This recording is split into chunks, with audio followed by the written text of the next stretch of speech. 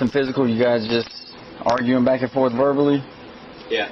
Pretty much situations that I've seen from my experience where this is going to happen is it's going to be who crosses the line first. I mean, if a crime occurred, yeah, good to go.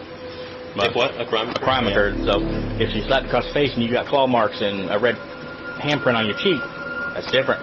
You say, yeah, she slapped me. I believe you. I see the handprint. I almost wish.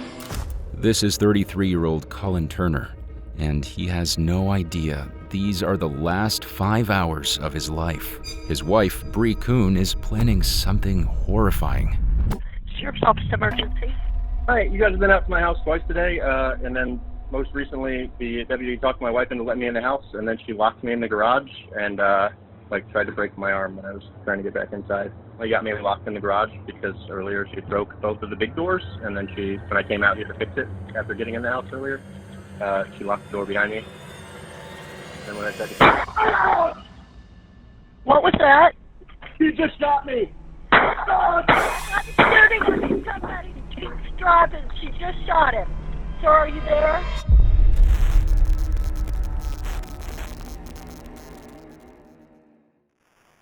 Gulf Breeze, Florida is home to an affluent group, many of whom have moved to the quiet coastal town to get away from the noise and frenzy of city life. But on September 8th, 2021, a call came in that was about to change everything. Sheriff's Office Emergency. Hi, can I have a police officer? What's going on? My husband pushed me up against the wall and threw me on the floor. And he said, your husband still there? Yes. And what's your first and last name? Bree Kuhn. That was the shaky voice of 34-year-old Bree Kuhn. Bree works in nearby Pensacola, where she's a chief petty officer for the U.S. Navy. She is currently barricaded inside the master bedroom of her suburban home, hiding with her eldest son as her angry husband stalks the property. Deputies are sent to the home while Bree remains on the line. But that's when she reveals some chilling information that makes the situation a lot more urgent. Just stay on the phone with me, and then once the deputies get there, if they do come across him, they'll be able to, get out with him, okay? Does anyone have any weapons? No, there's guns in the house. Okay. Are you able to stay in that room until the deputies get there? Well, yes, but I don't want them to take my daughter. Things have just become a lot more concerning. While Bree and her son are safe inside the bedroom, her 3-year-old daughter remains with the father. And to make matters worse, there are firearms readily available around the house should his anger take a turn for the worse. There's no time to waste as officers converge rapidly upon the property, fearing the worst, but about to face a scene they could never have predicted. Hey. How are we doing this? Gonna come inside? From the garage? We'll talk to one down here, then I'm assuming it's your wife, or the other half, you know, say what they call it. Wife, yeah. We talk to you guys separate. His daughter probably go inside, or one of us go inside and talk to you. Yeah, I put my big dog in the side room. Okay. But just want you to know, she's got a shotgun and her pistol in the bedroom with her. Okay. And my pistol is on the dashboard of my truck. Okay. Her name's Bree. She got both the kids in there with her. Now they've arrived at the home. The man standing before the deputies is nothing like the one they'd imagined. In fact, 34-year-old Colin James Turner seems as helpful and non-threatening as anyone the officers have met. But the terror in his wife's voice was unmistakable, and this is something officers can't yet reconcile. How could the calm man before them have been so angry as to throw his wife against a wall just minutes earlier? As one deputy enters the house to check on Bree, this is exactly what the other will attempt to unravel. Okay. So why don't you give me a rundown on what happened during your About 11 o'clock last night, she wanted to watch TV in the bedroom while the kids were sleeping in there. I didn't want her to, because we were all sleeping. And she got mad and stormed out to the living room and watched TV out there. Tried to talk to her out there. She told me to go away. So I went back in the bedroom. 10 minutes later, she comes in the bedroom and says, "Get out." I say, "No." She says, "Now." I say, "No." So she lays down in the bed with the other 3 of us and turns on the TV. So for context, we normally watch it at 10. She turned at 30 until like 1 a.m. I turned it down a couple times. Eventually said, look, if you don't turn it down, I'm going to turn the Wi-Fi off to this TV. And she turned it up. So I turned the Wi-Fi off to that TV. She said, really, you're going to be vindictive? I said, I'm not being vindictive. I wanted to turn it down. At this point, it's 12:30 or 1 a.m. or something like that. Everybody's sleeping except for you. I'll show you vindictive. And goes out in the living room and puts around for a while, and then comes back and puts on like a rap pop music station on her phone, blasting that, and she goes butt to sleep. I'm like laying there wide awake. I grabbed my 4-year-old, or I went out to pee, took my 4-year-old to the couch, and then she woke up and started yelling at me again. And that was all. What's that? Last night, right? Rolled into this morning. Yeah, this is probably right around 2 a.m. at this point. Okay. So what happened today causing her to pick the phone up and call? I guess she called 911. I didn't look. She found out I was I was packing my car. That's what the upset was. Yes. That you're going to Georgia to see their grandparents. Yep. And your parent. After she had said, "I'll show you vindictive" last night, I thought she meant she came in and put the music on. I figured out. Found this morning my laptop was missing. So I'm looking all around the house for it. And finally, I'm like, wait a minute, the dishwasher was running all night. Put my MacBook in the dishwasher. $2,500 computer. And it's unfortunate. Cut me off from all the credit cards she has control over. Colin's account is concerning, to say the least. Far from the unprovoked attack described earlier in the call, Colin claims it was in fact Bree who was the aggressor. Of course, this is nothing new in domestic abuse cases. Such is the acrimony that neither party is often willing to accept blame. And despite his story, Colin's role isn't entirely innocent either. Was at any point in time, did it get physical? I told you I tried to grab my daughter last night, and she got physical and stopped me.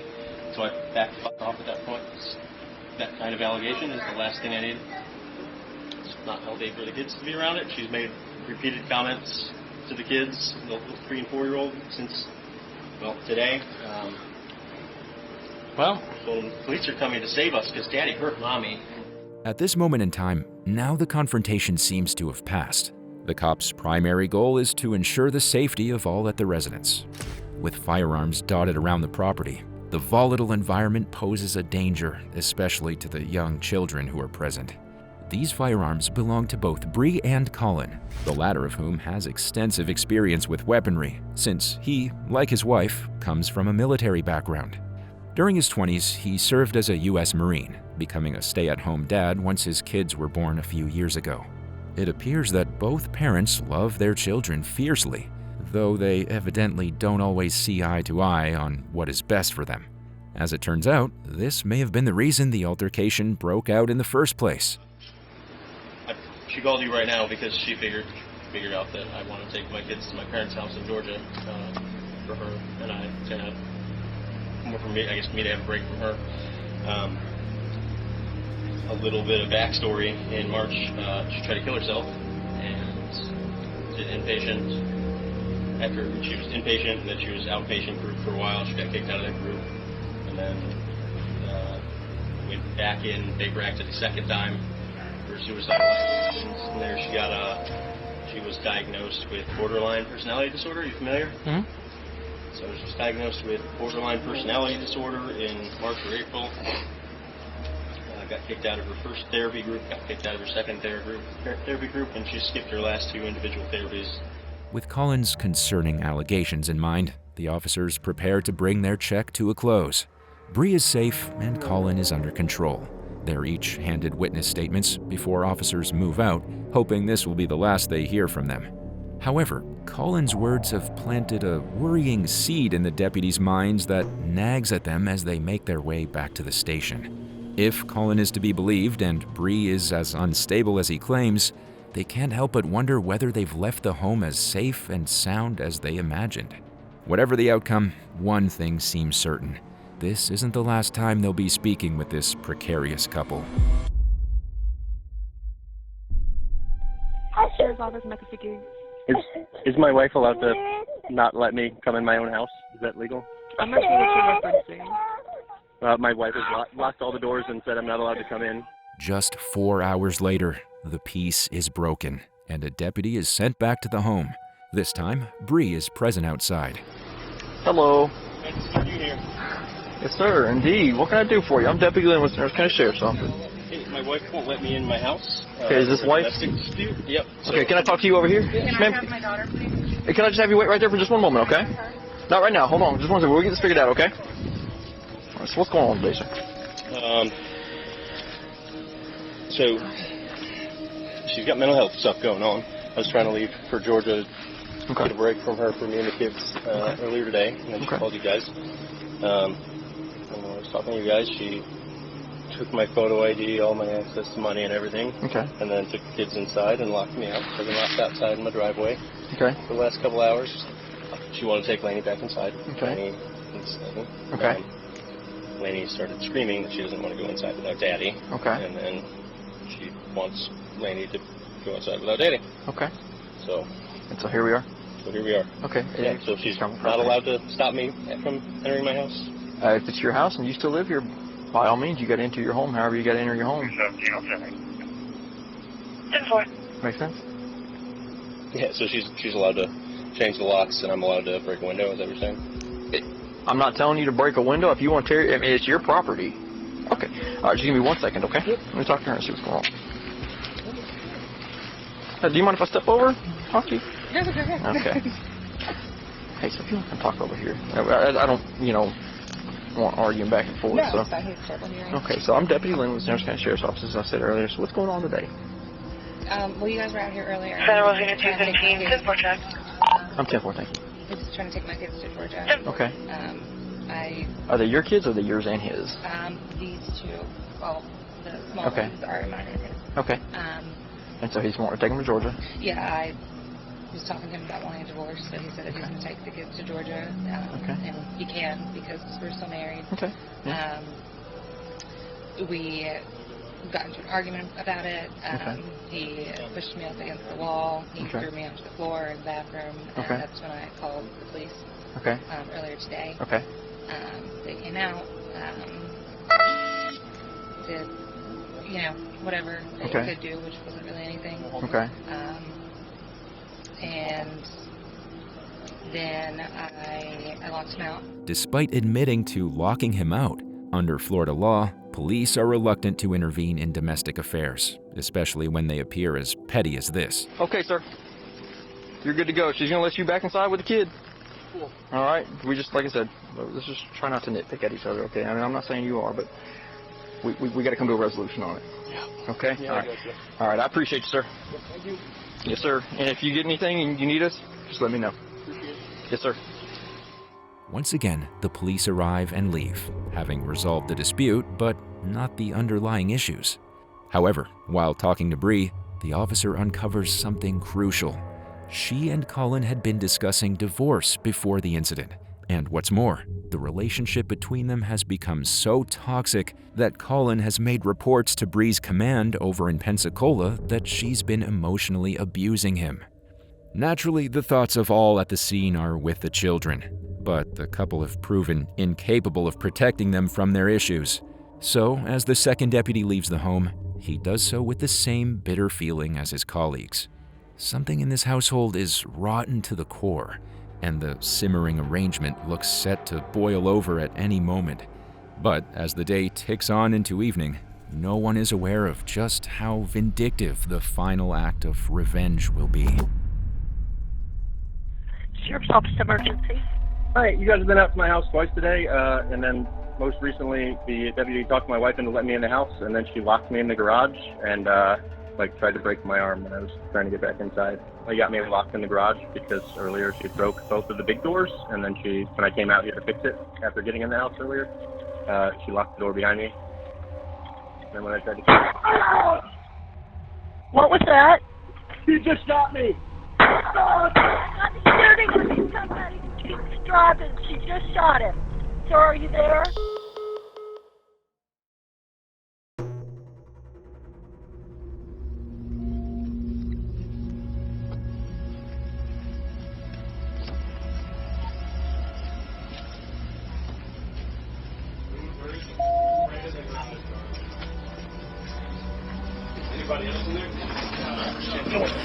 Inside the garage is the lifeless body of Colin Turner, who has suffered 4 gunshot wounds to the chest.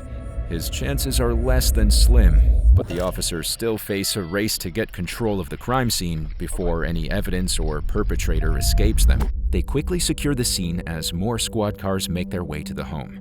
With the shooter nowhere in sight, officers are sent to flank the house, hoping to cut them off before they leave. But just as they're gearing up for a tense manhunt, the shooter suddenly appears without any intention of fleeing. Alright, this is Deputy Low. Come here, shoot off. It's okay.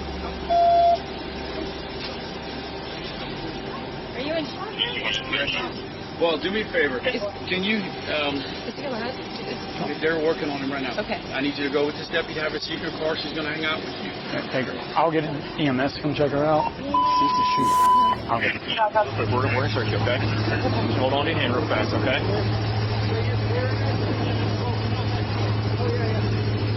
Is he dead?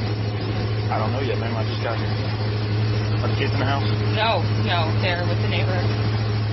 He was dead. I saw him and I tried to help, but he was dead. Okay, well, let's not talk about that right now, okay? My kids don't have a dad or a mom now. And it's my fault. Listen to me. You're not under arrest right now. You're being detained. Okay? We'll investigate. No, you should arrest me. I killed my husband. Hopefully I just shot him. Maybe he's not dead. He should not be dead. Bree's confession is shocking the officers, who are still trying to come to grips with the crime itself. She's placed into custody while the investigation continues around her.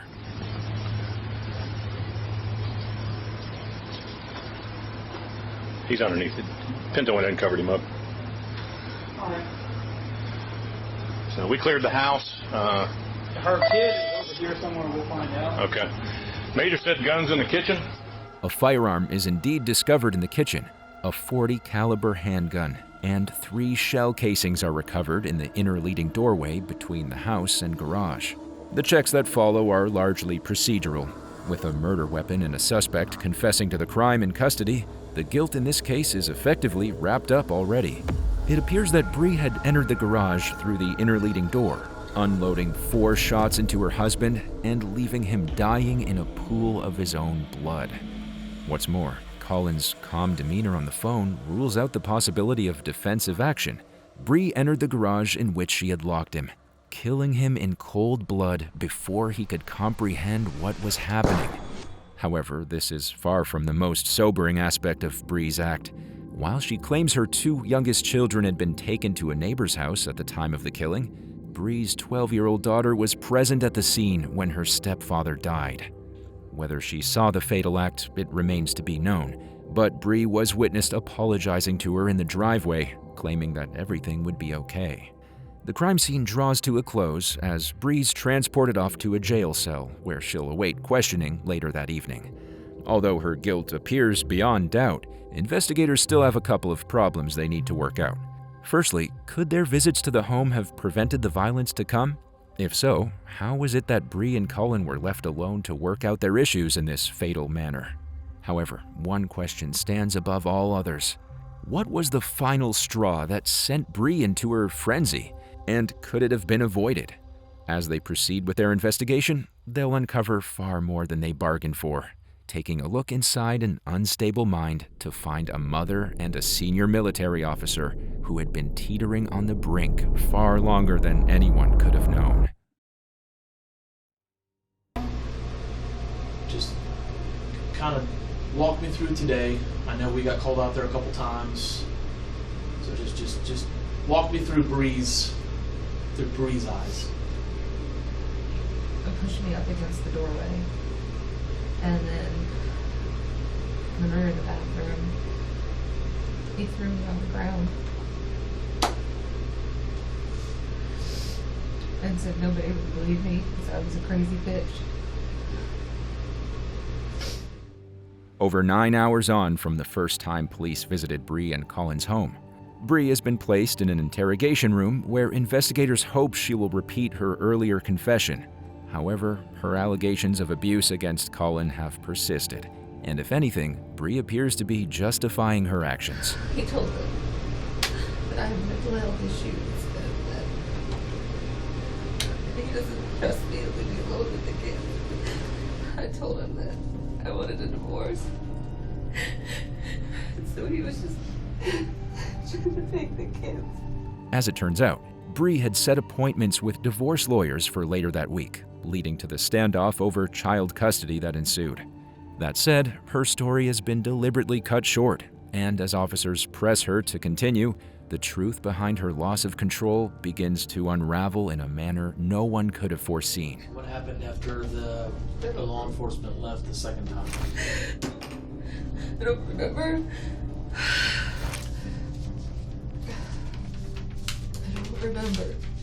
He was in the garage again, and I locked him out. So I opened the door to talk to him. And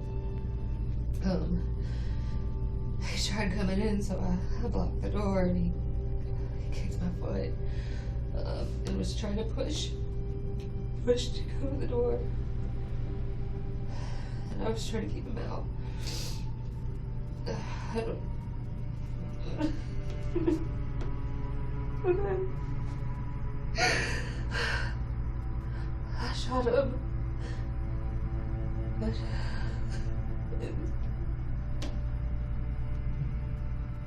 Hysterical now at her own testimony, Bree admits to shooting Colin while he was attempting to enter the house. The confession the officers were given at the scene has now been reiterated under oath. However, a harrowing part of the story is yet to come to light as Bree reveals a heartbreaking reality. To get my kids, and I took them out of the house, around back, to go to the neighbor's house, and I saw a kid riding his bike, and I stopped him, and I told him to call 911, and then I was banging on my neighbor's door to get them to call 911. And to take the kids so I could go back and help him because I shot at him. Despite her earlier claims that the children weren't present, they were only taken to the neighbor's house once the murder had already been committed. Bree's focus, however, remains entirely on herself and how her actions were not her fault. As the tears streak down her face, she doesn't realize the blind alley down which she's sleepwalking. Because even now, she remains unaware of a crucial aspect in the killing that's about to come back to bite her. I didn't mean to shoot him. It was at least twice. I didn't mean to shoot him, but I did. And he said something, and just the look on his face. What was the look on his face? He was gonna kill me. And that's how I shot him. Okay. Why did they arrest him when I called the police? Why did they arrest him? I didn't want him dead. You said he made him do this. Towards me. No.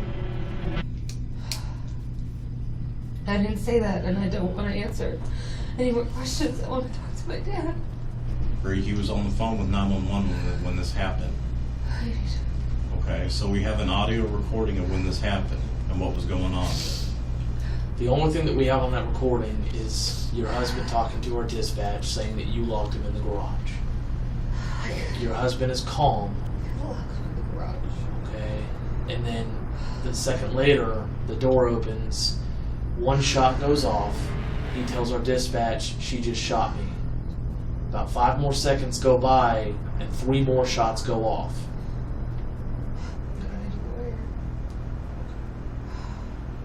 All that's left is for Bree to call her father, who has already heard the news. Daddy. Hey. Where are you? At the police station? Yeah. All right. I killed Colin. I know you did. I'm trying to figure out why. I said you guys had a great weekend, but for some reason, Colin started this thing last night with you. I mean, you obviously didn't put his computer in the dishwasher. We're clear on that, right? He's dead. He did, right? He's dead. Oh, yes, he is. I'm sorry about that. I'm very sorry. I'm sure there was a reason. With that, Bree is left alone once again. Charges will be levied against her later that evening for premeditated murder, and she'll spend the foreseeable future behind bars. What began as a simple argument between partners ended in something unimaginable. Yet, while her 2 children are left without a mother or father, Bree's concern remains with herself. In fact, she seems to blame the police for failing to arrest her husband, and Colin himself for pushing her to the breaking point. All the while, there is still no evidence that Colin had done anything to harm her at all. His calm demeanor has contrasted hers all day, and for that, he was murdered and left to bleed out, while his kids were sitting just meters away inside the house. It's over 3 years before Bree's trial is held in September 2024, but her final sentencing was captured in front of a packed courtroom. We, the jury, finds as follows as to the offense charged in the indictment. Guilty of first-degree premeditated murder as charged.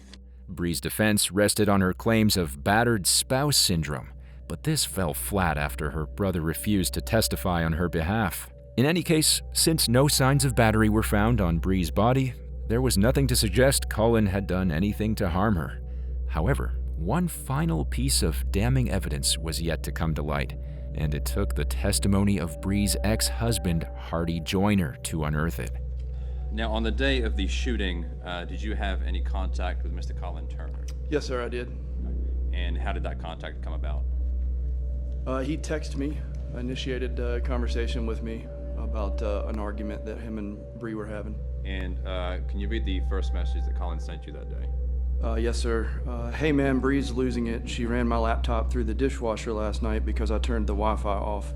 I'm planning on getting out of here with the little kids, but she's already told me she'll press charges if I take Kylie with me. I don't know what you can do legally, but I wanted to give you a heads up. And how did you respond to Colin? I said, damn, dude, I hate that. I'm not sure what to do, but thanks for the heads up. I was really hoping that she, referring to Bree, had gotten better. And what was Colin's response to you? She got kicked out of 2 group therapies and she skipped her last 2 individual therapies. Still drinking a lot. And what was the time of your next message back to Colin? It's 18:09, 6:09 p.m., I believe is what it was. And what did you ask Colin, or what did you say to Colin? I said, everything okay, man. And how did Colin respond to you? He said, nah, gonna be worse before it gets better too. She's always told her stories about you, and I thought you sucked. But now that I think about it, she's crazy as hell and probably did the same stuff to you. The harrowing messages all but confirmed the planned nature of Colin's death, offering one final reminder of the callous and unstable woman he was unfortunate enough to marry. After 4 days of trial, the guilty verdict was returned and left the judge with only one option. Under Florida law, Bree Kuhn was sentenced to life in prison for the premeditated murder of her husband, Colin Turner. She was sent to serve her sentence in Lowell Correction Institution Annex in Gainesville, Florida, where she remains to this day, and where she'll be staying for a very long time.